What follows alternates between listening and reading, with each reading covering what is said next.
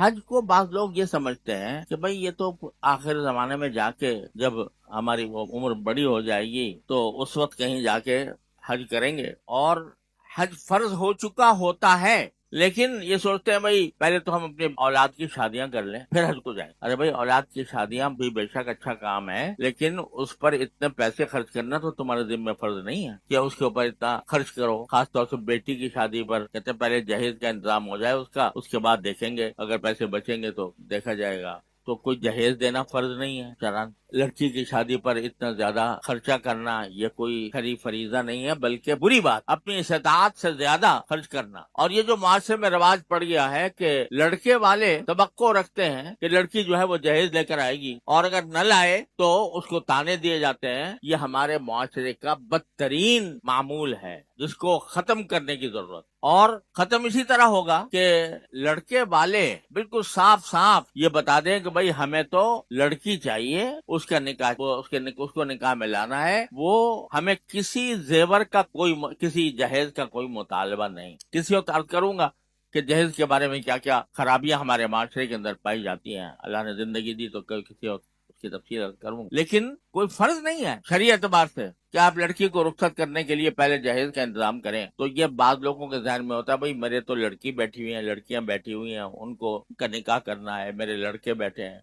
वलीमा बेशक सुन्नत है, लेकिन वलीमे के लिए कोई जरूरी नहीं है कि उसके ऊपर लाखों रुपए खर्च किए जाएं। अगर 200-400 रुपए के अंदर भी 8-10 आदमी बैठ के खाना खा लें, वलीमा हो। कोई जरूरी नहीं है कि उसके लिए कोई हॉल बुक कराया जाए, जरूरी नहीं है कि उसमें खाने शानदार बनवाए जाए, जरूरी नहीं है कि उसमें सैकड़ों आदमियों को दावत दी जाए। वलीमे की सुन्नत अदा हो जाती है सादगी के साथ। नबी करीम सल्लल्लाहु अलैहि वसल्लम का जब हज़रत सफिया रज़ियल्लाहु तआला से निकाह हुआ तो आपने वलीमा किस तरह किया? चमड़े का दस्तरखान बिछा दिया गया, लोगों से कहा भाई जिसके पास जो चीज हो वो ले आए, वहाँ जाकर कुछ खजूरें कुछ सत्तू ये बिछा दिया गया, वो वलीमा हो गया रसूल करीम सल्लल्लाहु अलैहि वसल्लम की तरफ। तो किसी वलीमे पर कोई बहुत बड़ा लाखों रुपए का खर्च करना ये कोई शरीयत का तकाजा नहीं। लिहाजा इन गैर शरई इखराजात, गैर शरई से मेरी मुराद है जो शरअन वाजिब नहीं है, ऐसे इखराजात के इंतजार में हज को रोके रखना। भाई जब पहले बेटियों की शादी हो जाएगी तब करेंगे, जब लड़कों की शादी हो जाएगी तब करेंगे, इस तरह इंतजार करना ये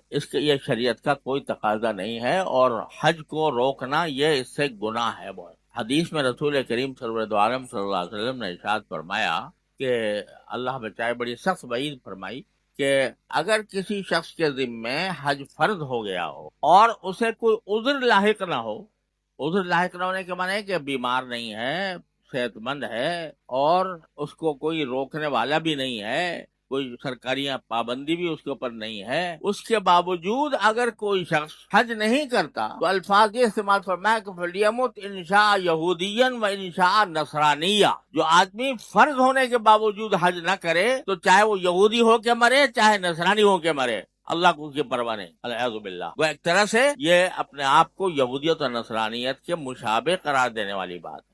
कितनी जबरदस्त वईद बयान फरमाई नबी करीम। और इसी को कुरान करीम ने फरमाया गोमन कफर फइन्नल्लाह गनियुन अनिल आलमीन, जो हज की फर्जियत से इनकार करे या उसकी तो वो अल्लाह सारे जहान से बेपरवाह है। अल्लाह को तुम्हारे हज की तुम्हारी उम्रे की कोई जरूरत नहीं है, लेकिन अगर अपने हक में बेहतरी चाहते हो तो फिर तुम्हारा फर्ज है कि जब फर्ज हो जाए तो उस वक्त उसका इंतजाम करो। बाद लोग ये होते हैं कि भाई अभी तो हमारा मकान किराए का है, हम जरा अपना मकान बना लें, उसके ऊपर बहुत खर्चा आएगा, तो पहले वो काम करेंगे फिर हज करेंगे। अरे अल्लाह के बंदो, किसी ने गारंटी लिख के दी हुई है कि तुम अपनी औलाद के निकाह के वक्त तक जिंदा रहोगे? किसी ने गारंटी लिख के दी हुई है कि जब तक तुम्हारा मकान नहीं बनेगा उस तक तुम्हारी जिंदगी की गारंटी ले ली अल्लाह ताला ने कि तुम्हें जिंदा रखेंगे उस वक्त। अल्लाह न करे बीच में अगर इंतकाल हो जाए और आदमी हज ना करे तो ये वईद उस पर सादिक आती है, फलियमुत इंशा यहूदियन और नसरानिया,